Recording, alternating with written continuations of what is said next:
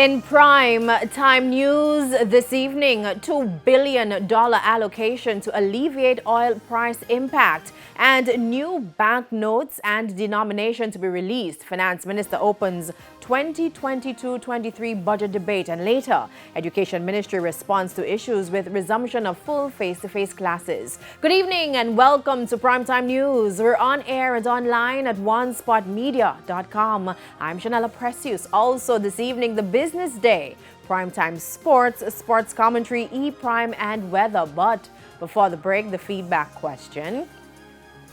And this evening, we're asking, what's your reaction to the Finance Minister's budget presentation? You can share comments online, facebook.com/television Jamaica, and tweet us at televisionjam1. Please stay with us. Primetime News returns after this break.